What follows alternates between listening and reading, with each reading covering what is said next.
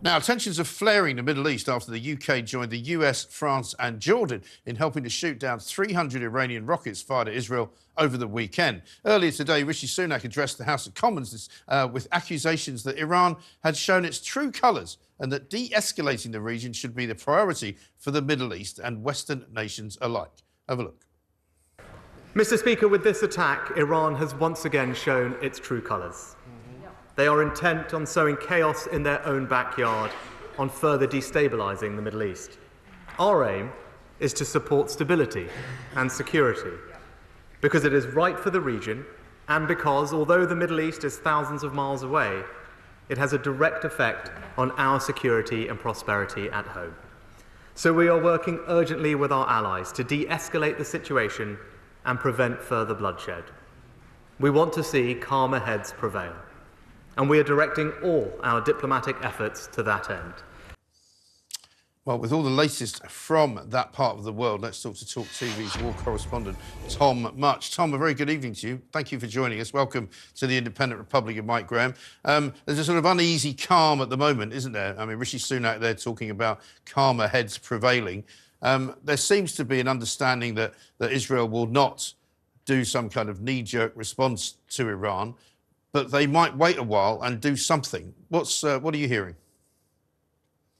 So here's the thing. As I've spoken to Israelis over the last few months, one thing that I have noticed is, I've just got to be frank here, they are wanting war. When I was in the north, they see this as the moment that they really can strike against all their enemies. When I was in the north and I spoke to Israeli soldiers there, they said that they were very eager for a war in the north with Hezbollah. When you speak to people in Israel, even just on the street or just when texting them, they want a military response to Iran, and they want a large one. Israel really feels that it is under threat from all sides at the moment.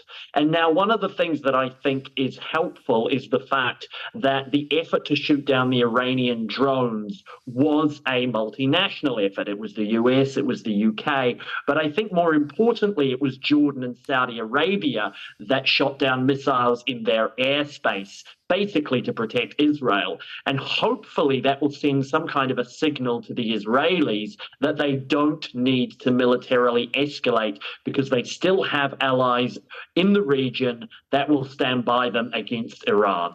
But it's a really complicated situation. Yes, I think you're absolutely right, though, about the involvement of Saudi and Jordan, because, I mean, a lot of people were saying yesterday that this whole event has made Iran look much more isolated in the world, really, particularly in the Middle East, than ever, because it's very clear that all of the surrounding countries, while they are all Muslim countries surrounding Israel, there's nobody really in cahoots, if you like, with Iran, perhaps apart from Syria.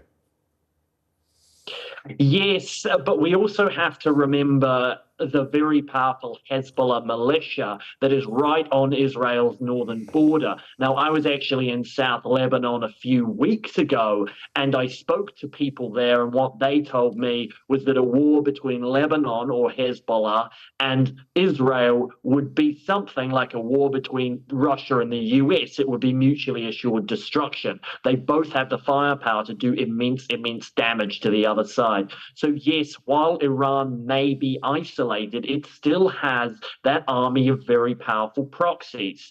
It has the Syrian government on its side, it has Hezbollah in Lebanon, it has the Houthi rebels in Yemen, and it has various groups in Iraq. Iran has far from shown its full firepower in the region. Right. And also what's interesting about the whole Hezbollah and Hamas situation is that at the end of the day, this is nothing new, really. You know, 300 drone attacks and cruise missiles and surface-to-air missiles and all the rest of it coming in from Iran is only a slight extrapolation of what goes on every day in Israel. If you live in Israel, and you've covered it for many, many years, Tom, you know, there are rockets coming into the country from all sorts of places all the time. Yes, but this is a little bit different. The rockets that Hamas send, frankly, they're not very powerful and they can be shot down ordinarily. Now, there are specific instances, like on October the 7th, when they sent a huge barrage, that some of them do get through to Israel and do cause damage. And then there are also the rockets being fired from Hezbollah in the north. Now, actually, though, that had quietened down before October the 7th. And even since October the 7th, the missile strikes from Hezbollah in the north have been limited to particular areas on the Israeli border within more or less 10 kilometers of it. So while that's a very dangerous zone, they haven't been sending them further infield. This, I think, was a much stronger show of force, not just because of the numbers of drones and missiles, but look, we were seeing them being shot down over Jerusalem. We were seeing them being fired into important Israeli military bases. What I think this was, it was a shot across the bow from Iran. Yes, it wasn't designed to annihilate Israel. What it was designed to do is be a show of force and say, look, this is the capabilities we have available. If this situation escalates any further, we can do much more damage. And I think they're probably capable of it. Yeah, I think so. Tom, good to talk to you. Thank you very much indeed.